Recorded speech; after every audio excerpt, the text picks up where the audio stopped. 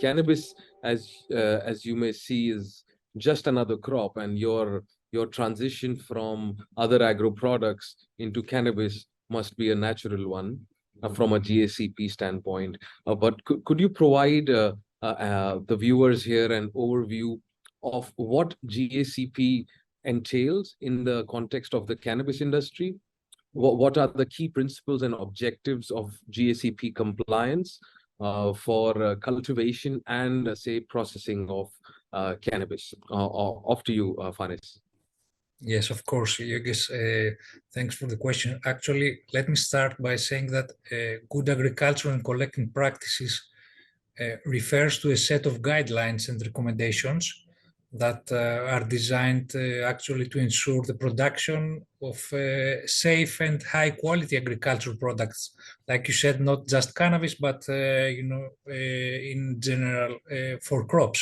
So again, they also aim to minimize negative environmental impact, and to some extent, they also ensure welfare of workers.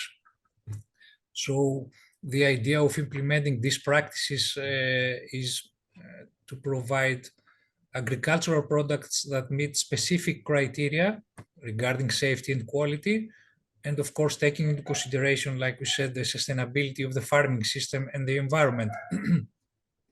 But in the case of cannabis, the establishment of a GACP standard surfaced from a need to ensure the quality, safety, and efficiency of these cannabis products, reflecting similar standards in other agricultural industries. And actually, this need came from the market itself. I mean, from the pharmaceutical industry. As a guideline, GACP refers to the full series of events. I mean, from getting a facility, building a facility, getting the genetics, and having all cultivation practices according to the needs of the plant. I mean, talking from fertilizing, pesticide use, harvesting, of course, some part of post-harvest treatments like drying, trimming, and packaging. All these are considered under the rules of GACP. So all these come in the context of the GACP. Now, the key principles are that you have to do, as a producer, you have to be able to provide to your buyers a compliant product according to their requirements. So this is the primary objective of GACP compliance, because, as I told you, the pharmaceutical industry is the key player in this area. Okay.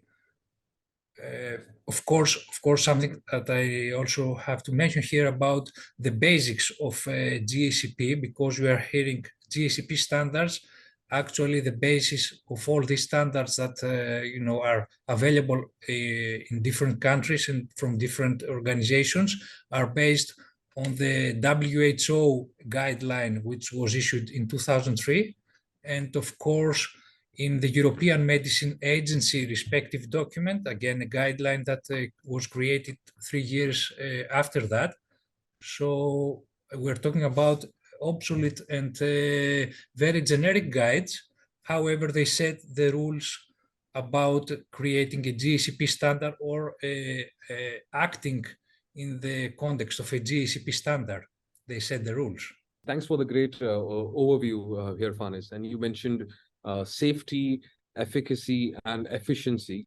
And this we are talking from a standpoint of, from the genetic standpoint, not even the seedling stage. So it's transferring of genetics, getting the right seeds, putting in the right, using the right kind of soil to ensure safety, having documentation from seed to the point of the flowering stage, and then ensuring that there is traceability, which is part of the guidelines that every facility should maintain.